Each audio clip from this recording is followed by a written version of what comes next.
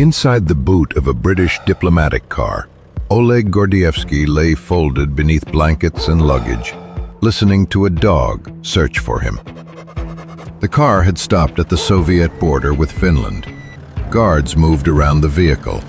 Documents were checked. Doors opened and closed. Only a sheet of metal separated the dog from a KGB colonel who had spent more than a decade passing secrets to Britain. If the boot opened, there would be no believable explanation. The diplomats driving the car could trigger an international crisis. Gordievsky would disappear into an interrogation room, and the intelligence service that had trained him would finally learn how completely he had betrayed it. Then the guards stepped back. The barrier began to rise. This was the final stage of Operation Pimlico, one of the most audacious extractions of the Cold War. But the road to that border had begun 17 years earlier, when Soviet tanks entered Czechoslovakia, and a loyal intelligence officer discovered that the greater threat might be the system he served. Oleg Antonovich Gordievsky was born in Moscow in 1938. His father was a school teacher connected to the Soviet security apparatus. Oleg grew up inside a country that demanded more than obedience. It demanded belief. He was intelligent, ambitious, and gifted with languages. In the early 1960s, he entered the KGB and eventually joined the first Chief Directorate, responsible for foreign intelligence. It was a path into the Soviet elite, foreign travel, status, access to information unavailable to ordinary citizens. It also placed him where Soviet propaganda was easiest to test. Abroad, Gordievsky saw that Western life did not resemble the nightmare described in official speeches. People could criticize governments, cross borders, read competing newspapers, and discuss ideas without calculating who might report them. His doubts deepened at the Berlin Wall. They hardened in August 1968. That month, Soviet and Warsaw Pact forces invaded Czechoslovakia to crush the Prague Spring, a reform movement seeking what its leaders called socialism with a human face. To Gordievsky, the invasion revealed a system incapable of tolerating even limited freedom inside its own alliance. He remained Russian.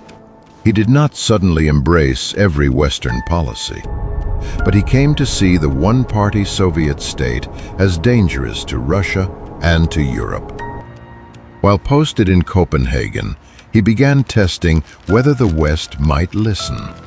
Danish security officers noticed his disillusionment, but a KGB officer showing anti-Soviet opinions could be a genuine volunteer or bait. The relationship developed cautiously and eventually passed to Britain's Secret Intelligence Service, MI6. By 1974, Gordievsky was secretly working for Britain. He was not paid into loyalty by one dramatic suitcase of cash. His central motive was political. He believed information could help the West understand the Kremlin accurately enough to resist it without stumbling into a catastrophic war. That ambition required him to remain inside the KGB. To Soviet colleagues, Gordievsky was a disciplined officer who cultivated contacts and advanced through the service. To MI6, he explained the assumptions behind KGB reporting, which diplomatic posts concealed intelligence roles, which influence campaigns mattered, and which fears inside Moscow shaped policy. Lists of names were valuable. Context was more valuable. The KGB did not merely collect facts. It interpreted the West through an ideological system that expected hostility. Information contradicting that expectation could be dismissed, while ambiguous behavior became evidence of a plot. Gordievsky showed British officials how an institution built to detect threats could manufacture them inside its own analysis. That danger became acute after 1981. Soviet leader Yuri Andropov feared that the United States might prepare a surprise nuclear attack while pretending to conduct an exercise. The KGB launched a major intelligence effort known as Operation Ryan. Stations abroad were ordered to search for indicators of an approaching strike, unusual government activity, changes in military communications, blood supplies, civil defense measures, and movements by political leaders. On paper, Ryan was an early warning program. In practice, it risked becoming a machine for confirming fear. Officers were ordered to find signs of an attack their leaders already considered possible. Ordinary events acquired sinister meaning. Even an absence of evidence might suggest better Western concealment. Gordievsky reported this atmosphere to MI6. In November 1983, NATO conducted Able Archer, a command exercise simulating escalation toward nuclear release procedures. It concealed no attack, but came amid new NATO missiles in Europe, fierce rhetoric, and the Soviet destruction of Korean Airlines Flight 007. Some elements of the Soviet system reacted anxiously. Aircraft were placed on heightened readiness in parts of Eastern Europe, and intelligence officers watched for confirmation that Able Archer might be more than an exercise. Historians still debate how close this brought the world to nuclear war. The available evidence does not prove that the Kremlin was preparing to launch. Gordievsky's importance lies in something more defensible. He showed London that Soviet fear was not merely propaganda. Senior officials could genuinely misread Western signals because they expected an attack. His reports helped British and American leaders understand that aggressive rhetoric and realistic exercises might produce reactions invisible from the outside. A stolen war plan tells you what an opponent can do. Gordievsky revealed what the opponent might believe. His intelligence also influenced diplomacy. Before Mikhail Gorbachev visited Britain in December 1984, Gordievsky helped officials understand the rising Soviet politician. Margaret Thatcher emerged, believing Gorbachev was someone with whom the West could do business. Gordievsky did not create that relationship, but helped Britain read a changing Kremlin. By early 1985, his position had become extraordinary. Gordievsky was appointed resident designate in London, placing him in line to lead the KGB station in Britain. An MI6 source was approaching control of one of Moscow's most important foreign intelligence posts. Then, on May 16th, a telegram ordered him home. The reason appeared respectable: consultations connected with confirming his appointment. Yet an unexpected recall to Moscow is one of the oldest warnings in espionage. In Britain, Gordievsky had access to his handlers and a chance to defect. Once he returned, the KGB would control the ground, the witnesses, and every exit. MI6 offered him a choice. He could remain in Britain and disappear into protection, or obey the order and attempt to preserve his cover. Gordievsky chose to return. Refusal would confirm suspicion instantly and destroy the position he had spent years building. On May 19, 1985, he landed in Moscow. The reception was wrong. His home appeared to have been searched. Objects were slightly displaced. He sensed surveillance and recognized its rhythm because he had used the same methods against other people. The hunter had become the target. For years, the accepted explanation was that CIA officer Aldrich Ames had exposed him. Ames had begun selling secrets to the Soviet Union, and his betrayal would lead to the capture and execution of multiple Western sources. But the dates create a mystery that still has no final answer. Gordievsky was recalled and interrogated before Ames gave the KGB his name, according to Ames. On June 13th, after Gordievsky was already in Moscow, Ames identified a group of Western agents that included him. Ames may have confirmed suspicions, but cannot be proven to have caused the recall. Someone, or something, had pointed Moscow toward Gordievsky first. The answer may remain buried in intelligence files. Several days after his arrival, a senior colleague drove him to a KGB dacha outside Moscow. The surroundings were deliberately informal. Conversation, food, Armenian brandy. Then Gordievsky's awareness began to break apart. The drink had been drugged.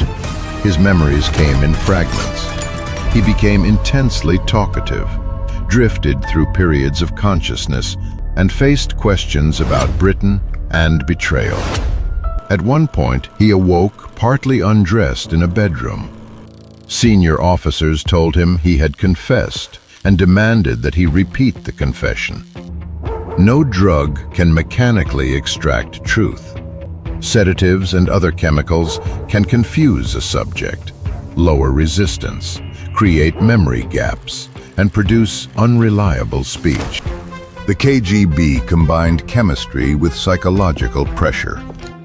If Gordievsky believed he had already betrayed himself, denial would appear useless. Somehow, he held the line. He gave them no decisive admission. The KGB removed him from foreign operations and assigned him to an empty position. Investigators could now watch his contacts and wait for him to reveal the British connection. Moscow became a prison without walls. Gordievsky saw surveillance near his apartment and during his movements through the city. Telephones could be monitored.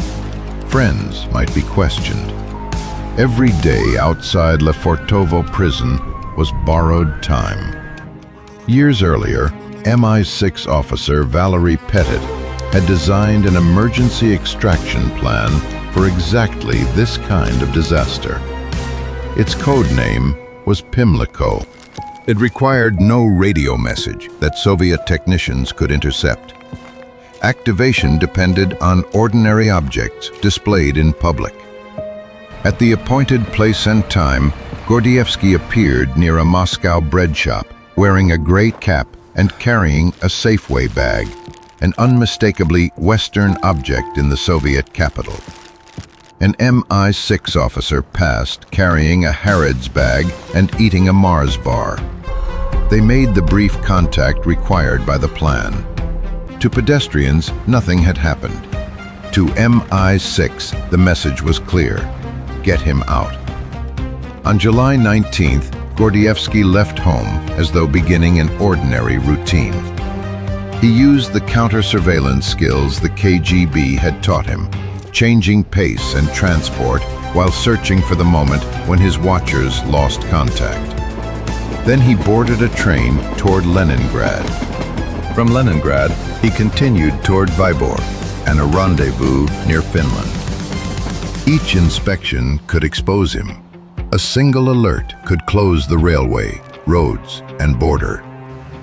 2 British diplomatic cars left Moscow as if on a family trip to Finland. Diplomats, wives, and a baby made the journey look innocent, while placing civilians inside an operation that could collapse at any checkpoint. The cars had to lose Soviet surveillance, reach the rendezvous on time, and avoid appearing coordinated with a missing KGB officer. Near the frontier, Gordievsky waited by the road, uncertain whether the team had been delayed, captured, or forced to abandon him. Then the vehicles appeared. He was placed inside the boot of a Ford Sierra and covered with luggage and blankets. From that moment, sound became his only intelligence. The engine accelerating, tires changing surface, voices outside, doors opening, the sudden silence of another stop. At the Soviet checkpoint, guards inspected the convoy. Diplomatic plates offered protection, not immunity. Search dogs approached the rear of the car. Published accounts describe one of the diplomat's wives changing her baby's dirty nappy near the boot, using the smell and the ordinary disorder of family travel to distract the dogs. We cannot reconstruct every second independently. What is certain is that the guards did not open the compartment. The barrier lifted. The cars moved forward, but Gordievsky remained hidden. A frontier has more than one line, and a vehicle waved through one control can still be stopped at the next. Only when the convoy was safely inside Finland did the boot open. Gordievsky unfolded himself into the air of another country. From Finland, the British moved him through Norway and then to the United Kingdom. Operation Pimlico had worked. MI6 had extracted a compromised source from inside the Soviet Union without a shot being fired. Freedom revealed its price almost immediately. Gordievsky's wife, Layla, and their two daughters remained behind. They had not been told the truth about his work or the escape. Soviet authorities placed them under surveillance and prevented them from leaving. Gordievsky had survived by making a decision whose punishment fell partly on people who had never chosen espionage. In September 1985, Britain expelled 25 Soviet officials identified as intelligence personnel. Moscow retaliated against British representatives, and Britain expelled 6 more Soviets. The confrontation damaged both sides' operations. The Soviet Union sentenced Gordievsky to death in absentia and confiscated his property. The sentence was never formally lifted after the Soviet collapse. In Britain, he continued advising on Soviet intelligence, wrote about the KGB, and lived under protection. His family was finally permitted to join him in 1991, 6 years after the escape. Reunion did not erase what separation had done. Espionage had saved his life and divided the life he had possessed before it. Britain honored him as a companion of the Order of St. Michael and St. George in 2007. He remained an outspoken critic of the Soviet system and of the security culture that returned under Vladimir Putin. On March 4, 2025, Oleg Gordievsky died at his home in Surrey at the age of 86. Police said the death was not being treated as suspicious. His intelligence legacy is easier to describe than to measure. He exposed officers and operations. He helped Britain interpret the Kremlin. His reporting demonstrated that nuclear danger could grow not only from aggression, but from fear, distorted analysis, and two governments mistaking each other's preparations for an approaching attack. Claims that he personally prevented nuclear war go beyond what history can prove. But he helped Western leaders see a danger they might otherwise have missed. An adversary can be heavily armed, deeply hostile, and still terrified. Deterrence fails when each side sees only the hostility and not the fear. Gordievsky called his actions service to a principle larger than the institution whose oath he had taken. Moscow called them treason. Both judgments begin with the same facts. He deceived his colleagues, endangered operations, abandoned his country, and gave its secrets to a rival power. He also risked execution to oppose a regime he believed threatened Russia and the world. So where should loyalty end? If an intelligence officer discovers that the system he serves is feeding itself lies and moving closer to catastrophe, is silence still duty? Or does one man become most dangerous when he decides that his private conscience outranks every oath? Tell us whether Oleg Gordievsky was a traitor, a dissident, or both. Subscribe to the Modern Ledger and continue with us into the secret decisions that shaped the Cold War. The border opened for one man. The argument he carried through it never closed.